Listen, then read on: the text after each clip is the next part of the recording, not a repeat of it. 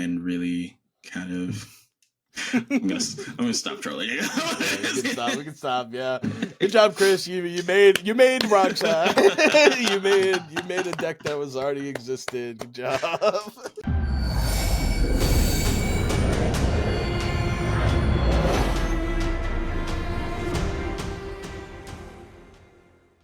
What's going on, y'all? Welcome back to the Idiot Brewing Company. We're here. Whoop, whoop, whoop. It's been a minute since I've seen you guys, technically. Yeah, but I'm so glad to be back. I was on vacation / moving, and now we finished that, so we're back.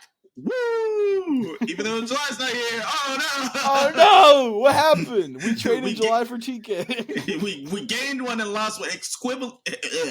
Equivalent exchange. What's that from? Full Metal Alchemist. Yeah. Mm-hmm, that's the law. We alchemized myself from July. We're the same person. We are the one and each other. Yeah. You ever notice how you don't see TK and July at the same time? It's the Batman. Just saying. I've never seen you and July at a tournament at once. You know. That's so not true. But the thought is really funny. But yeah. It's good to be back. We have a really exciting episode today for the brew because it's Dog Day. We're doing dogs. Yeah, let the dogs out. Woo, for all the dogs.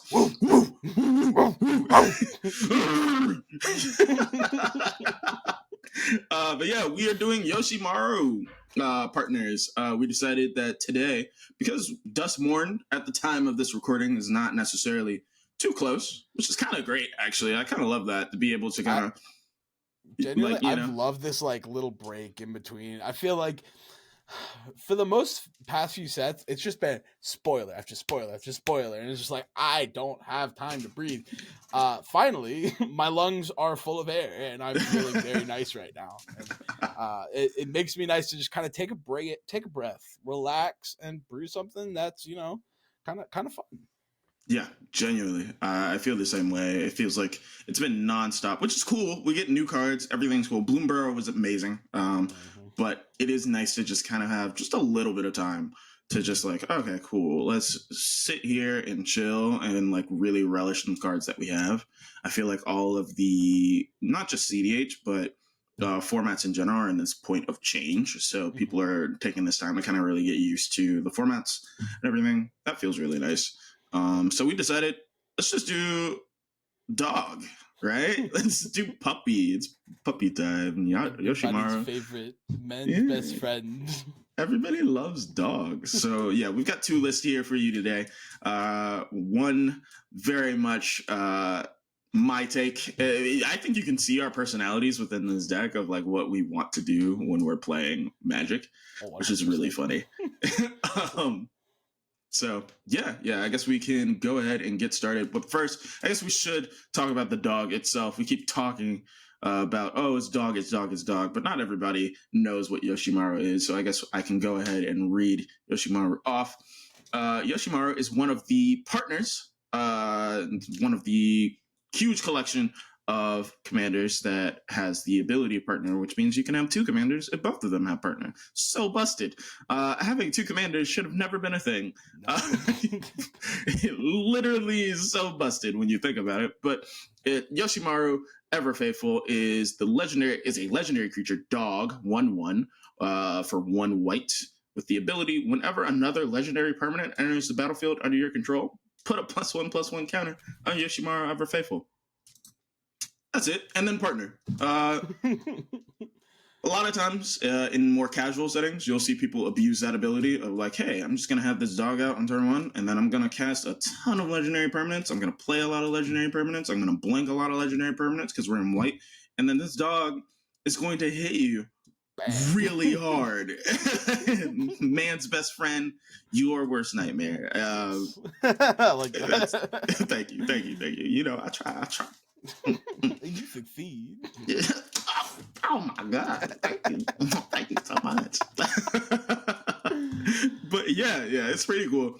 I would say, though, neither of us are using that ability. Not in the slightest. Not in the slightest. I would be. I am using this dog for my own twisted purposes. I am what some people might call as PETA's worst nightmare. Because I am not going to be treating this dog very kindly. 100%. No, I feel that. I'm very much in the same boat. I'm just like, yeah, I'm gonna take you. We're gonna go for a ride.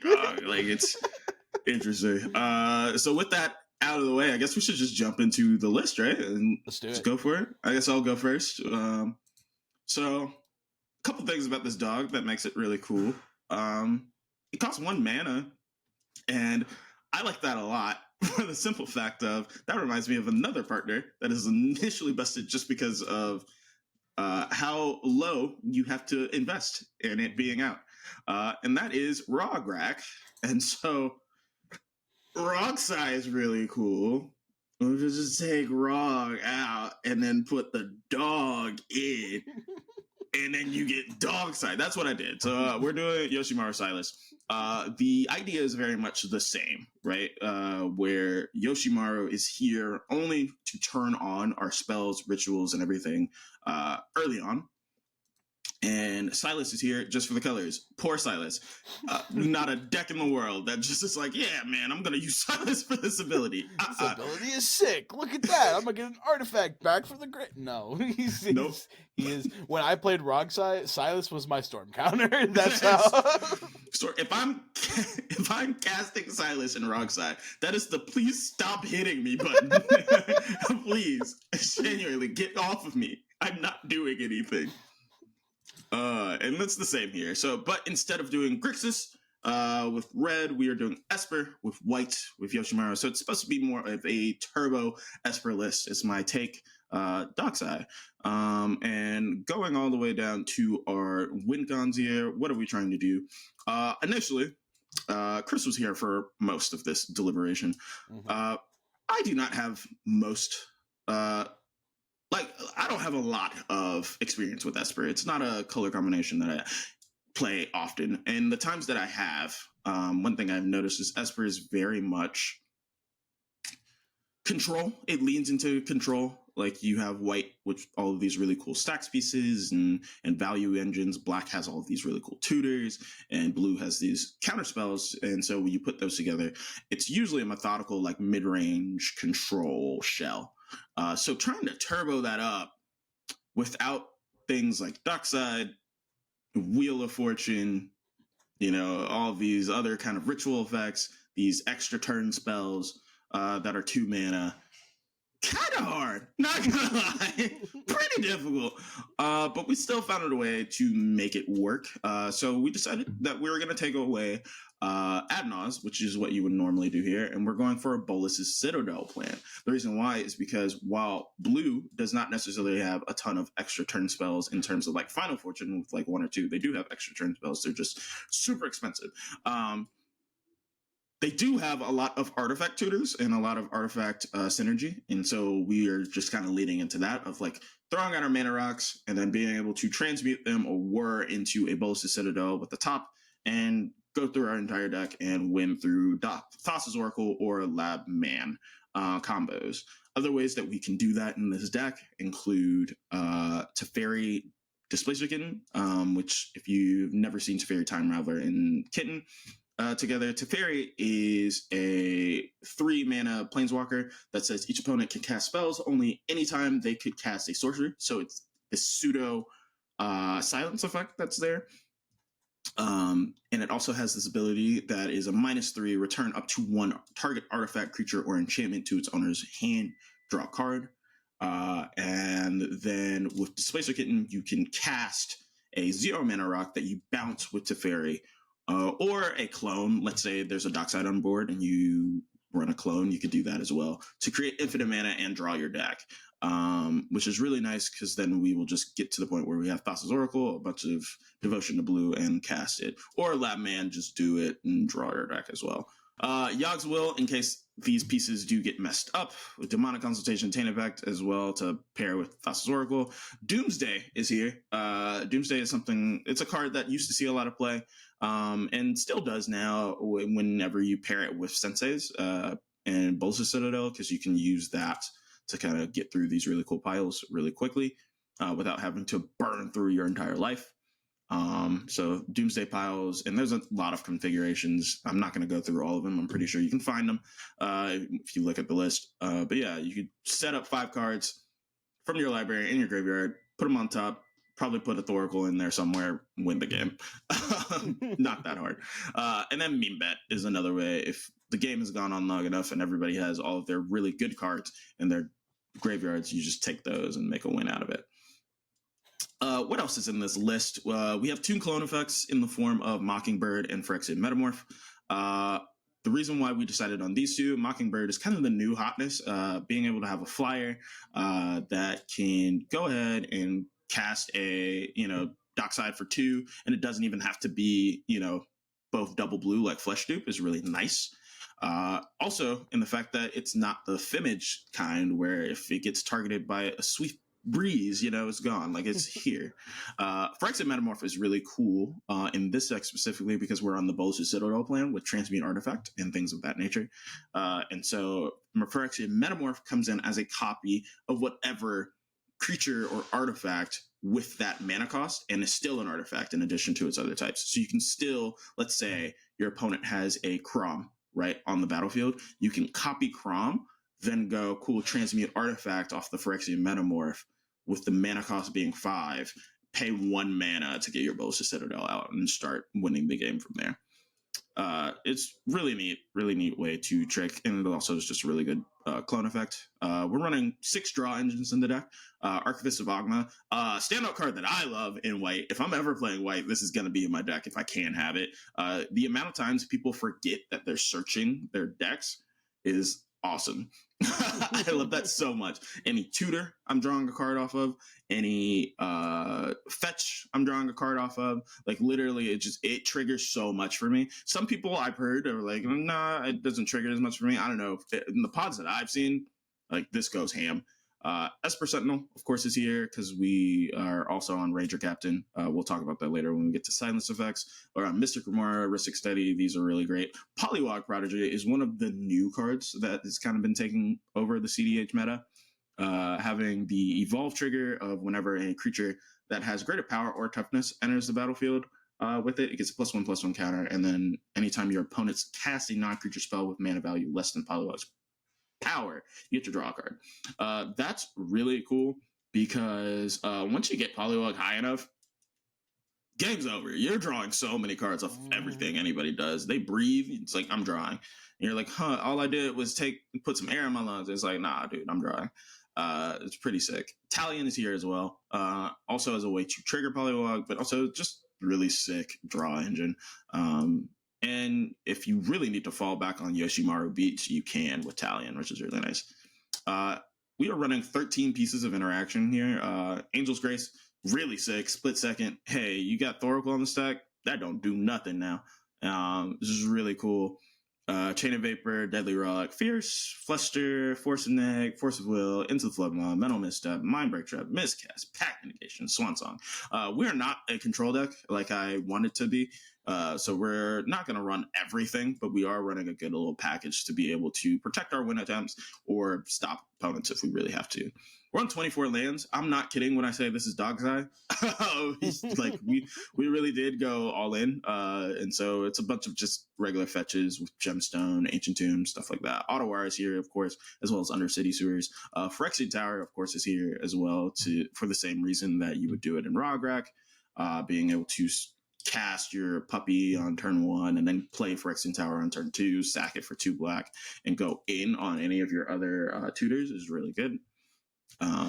We're also on 17 Mana Rocks and Rituals, all of the good stuff, the Mox Ambers, the Paradise Mantles, the Springleaf Drums. Like I said, we're using that dog. Lotho is here as well under this category just because that's kind of what Lotho does. But it also triggers Polywog Prodigy, which is also pretty cool. Silence effects, we have 5 of them in the deck. Grand Abolisher, Ranger Captain of Eos, which I was talking about before, that when it enters the battlefield, you get to search, get a creature card. We can go get our Esper Sentinel. We can go get our Mockingbird. It's pretty sick. Honest to God, Silence. Teferi Time Reveler, as mentioned before. But the hotness that I was really excited to talk about is Mandate of Peace. This card, I just found out this card existed maybe like 2 weeks ago. And it's been all I can think about since. Genuinely. I was on vacation and thought about it, and I was like, wow, this is great. It's never seen this card. I don't blame you. It is 1 and a white. Instant. Cast the spell only during combat. Your opponents can't cast spells this turn. Straight up just silence. And it also ends the combat phase. So this can be used offensively and defensively, right? You can set up your win and then go, okay, cool, I'm going to move to combat. Not even swing or anything. While you're in combat, cast this. In the combat phase, go to main phase and straight up win the game from there. Or if your opponent is trying to win through like finale or like combat damage, or you got a big Omnix looking at you, you can just be like, actually, no. And now that y'all can't cast spells, I'm still gonna win. Stupid, dude. Stacks pieces, we're not really heavy into stacks, but we do run Blind Obedience, Dothy, Voidwalker, and I have Orcish Bellmasters here as well as a stacks piece, just because the way that I envision us using it in this list is mainly for either the sacrifice fodder or we're just gonna pressure life totals, which is really cool. Tutors, we're on 15 of these things, baby. We are trying to search our deck. Witchclaw Talisman, Transmute Artifact, Fabricate, Word of Invention are really important because they're artifact tutors.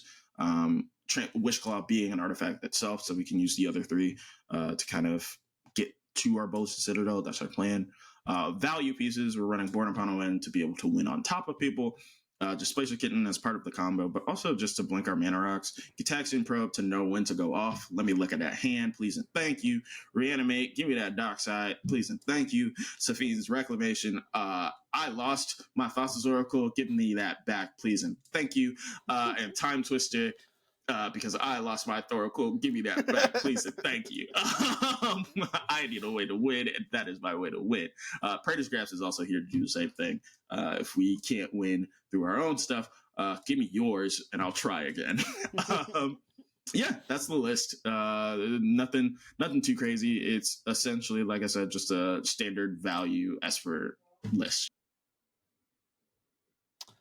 Heck yeah. It is a really cool list. Like we were talking about it beforehand, and I am not the most privy to Esper. I'm gonna be 100% honest. But looking at this, one thing I have been doing a lot of here lately is playing Roxai. I've been trying to get in that Turbo Grixis mindset. Format speeding up. I want to be a part of the problem until they stop it. So I am right there with you. Is like I've been kind of ingratiating these turbo lines in my head. And the new hotness with Roxai is this Bolas's Citadel. Bolas's Citadel makes any top deck tutor feel like you're cheating. It is so good. Like if you're not winning right there, say you draw into something with a fish and you have your Bolas's out, someone casts a spell, you go, okay, cool, mystical tutor. All right, pay 4 life, Mind Break Trap. Didn't even need to pay 0, or if you did play 3 spells, 0 from the top of the library, Mind Break Trap. Stop that, please. Thank you very much. Go into my turn.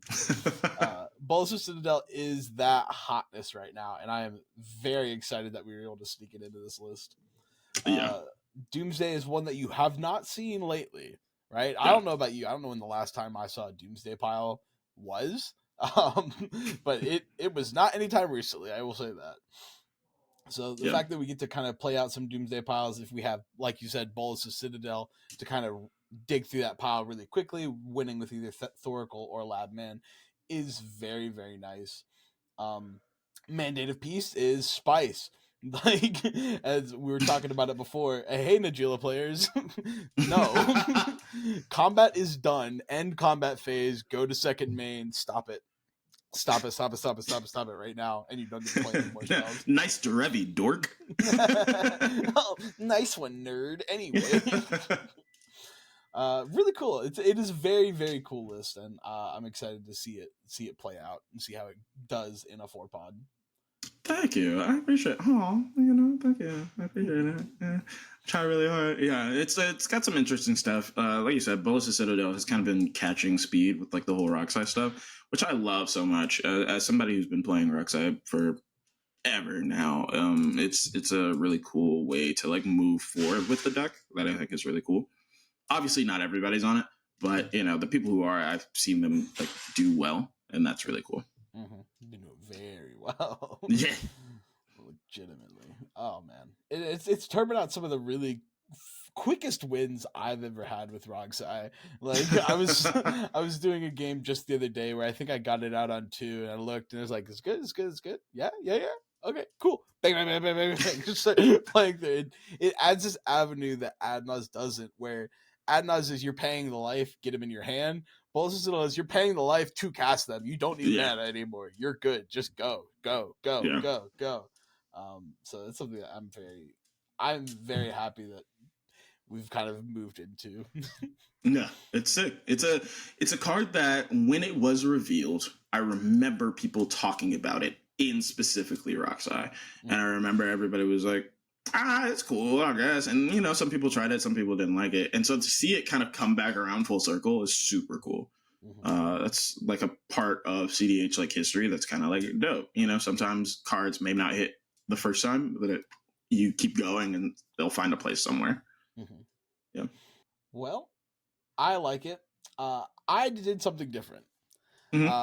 I did something very innovative, very new out there, very much out of my wheelhouse. And by out of my wheelhouse, I mean specifically right back into my wheelhouse. I went ahead with what I thought was a very innovative deck. I will say that. I had the idea while I was at work. I was jamming through some emails and I was like, oh, flash of inspiration. This is wonderful. I get to go back to my roots of playing Kinnan and cheating out big creatures and doing infinite mana things. I love this. I decided to do Yoshimaru Ever Faithful and Thrasios Triton Hero. I found out recently this is an established deck. This is a deck that has its own standing. This is a deck that's been putting up not many results in tournaments, but has been seen, a lot of play has been seen, and they're doing the exact same thing that I'm doing. And when I found that out, I was the most sad in the world, thinking I was like gonna be this pioneer innovator.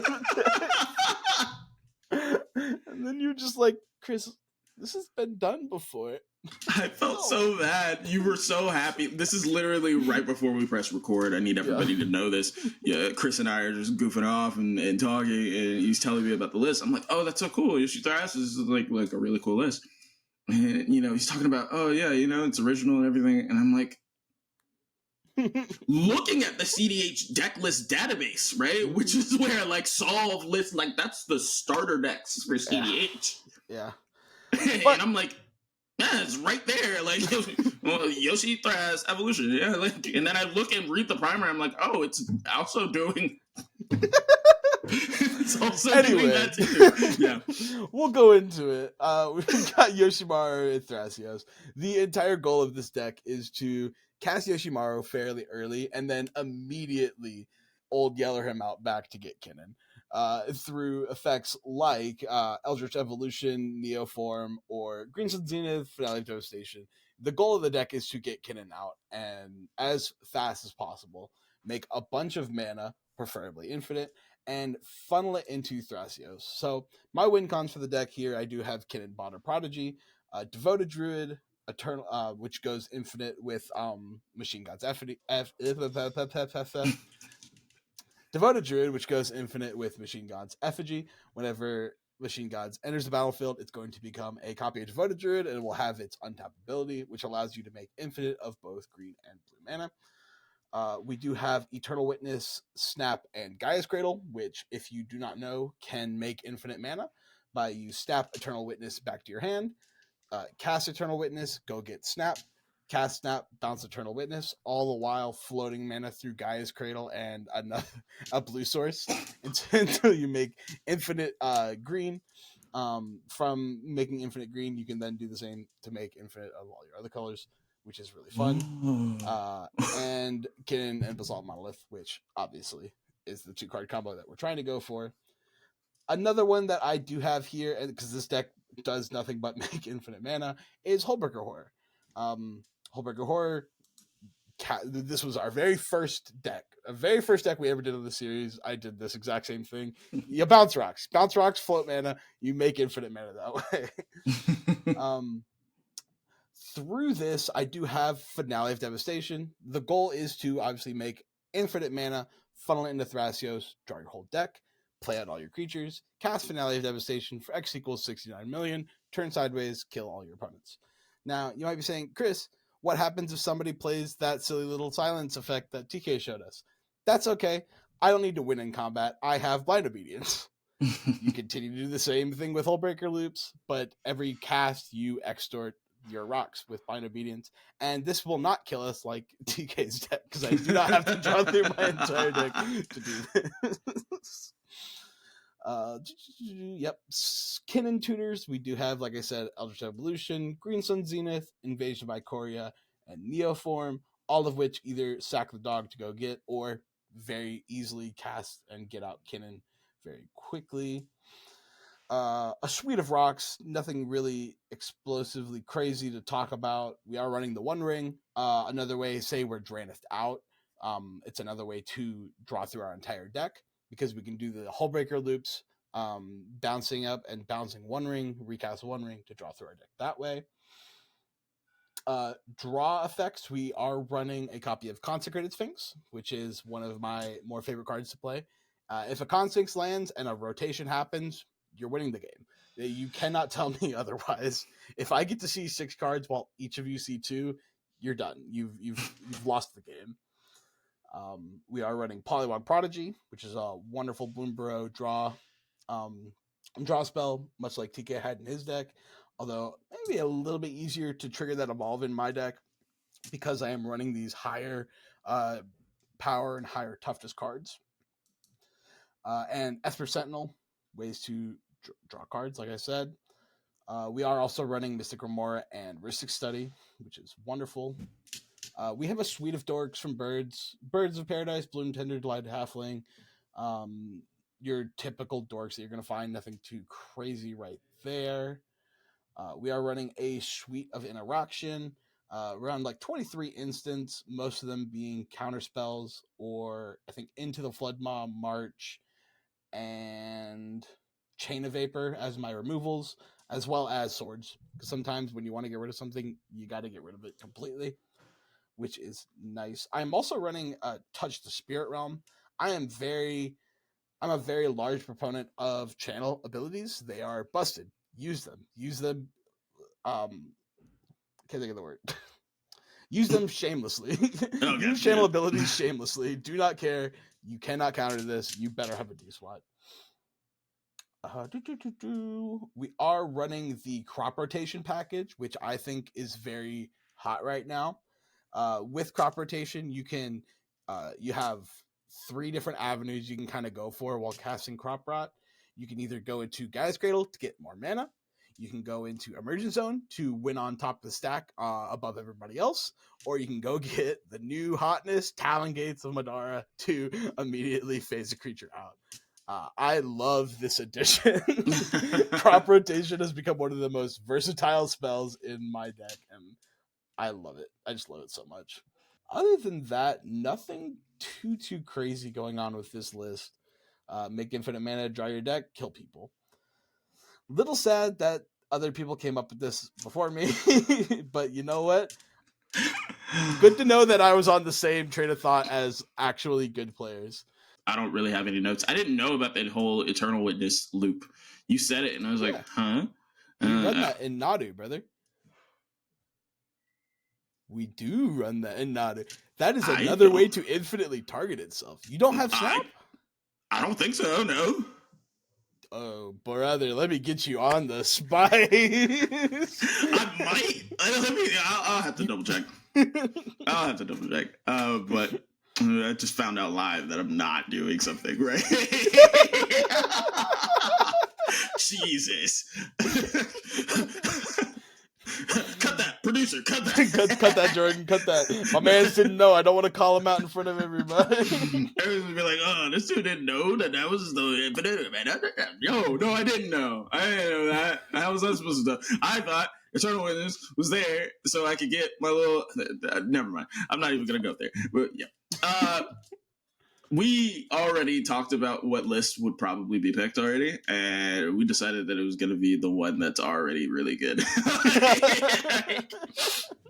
Yeah, I think, like I said, Chris already has a really good like head for this kind of list. Like, I think every deck that you've built with sort of this sort of Thrasios plan in mind has always been just golden in my eyes. So it was a no-brainer for me when it was just the two of us. I'm like, yeah, do that list. Yeah, not say Doc's Eye is still cool if you guys want to do it, but I mean, it's experimental versus that is proven like to work. So it makes total sense. What do we do? We took out Smothering Tithe because the deck makes more mana than God already. Went ahead and threw in Cutzel for another silence effect to be a little bit more safe. And then we went ahead and took out Spellseeker, which was in there for an earlier line with Neoform. Don't really have any 4-drops I truly want to go get. Actually, don't have any 4-drops minus Phyrexian Metamorph. So we took out Spellseeker and went ahead and threw in Swift Reconfiguration. That way we have another infinite mana outlet with our Devoted Druid. I know these cards completely off the top of my head. I'm not scrolling trying to find them. Yeah, other than that, I think we're gonna keep the list as is. Run it in the Gauntlet next week and see how I can fare. Yeah, honestly, I think we're doing good. This is good work, team. Look at us. I tried. Yeah. Woo! Number 44, that's me. Get some gold cuts. Get some gold cuts. Get some gold cuts. Well, a little bit of a shorter video this week, but I think it's fine. I think it's fun. We kept it lighthearted. We've got a silly little dog, and we're just gonna recreate Old Yeller and turn him into a human druid. That's what happened in Old Yeller, right? Yeah, he's a werewolf. Reverse werewolf. I was like, he's a werewolf, and I was like, wait. He's a human wolf. A werehuman. There we go. It's a werehuman. Yeah, he's a human wolf. I love your face when you said you were just like, I figured it out. Oh no, wait. Oh, it's so wrong. That's okay. Yeah, he's a werehuman. Yoshimaru's a werehuman. He got bit by a person one day. Got bit by a 15-year-old kid. And now, whenever the sun's out, he turns into a druid. The idea of somebody walking their dog. This kid comes out of the bushes. He's like,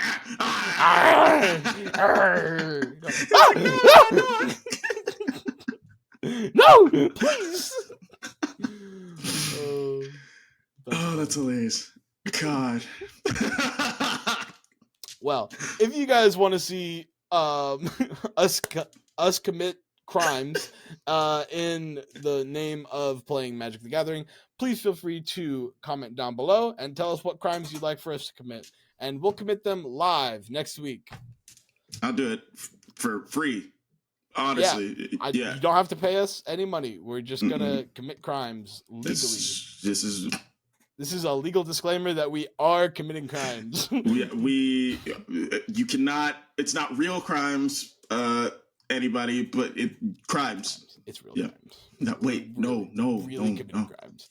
We are going to commit crimes. We're targeting things. We're with opponents, as in Magic the Gathering. My committing ops, crimes. when I steal money from them, I'm gonna hold them up at gunpoint.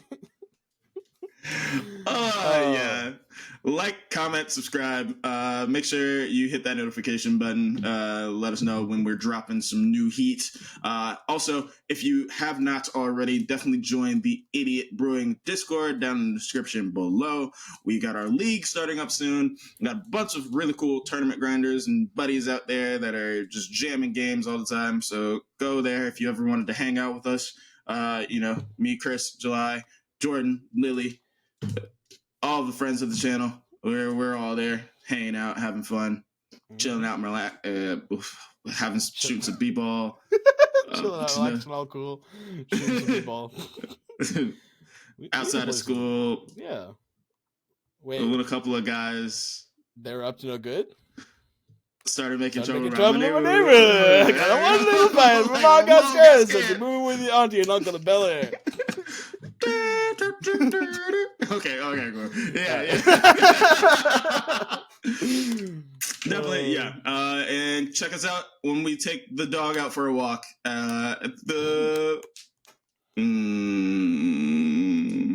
Idiot Gauntlet. There Next you go, week, yeah. Idiot Gauntlet. Yeah. I have been playing so much COD that I immediately was like Gulag. Like taking it to the Gulag.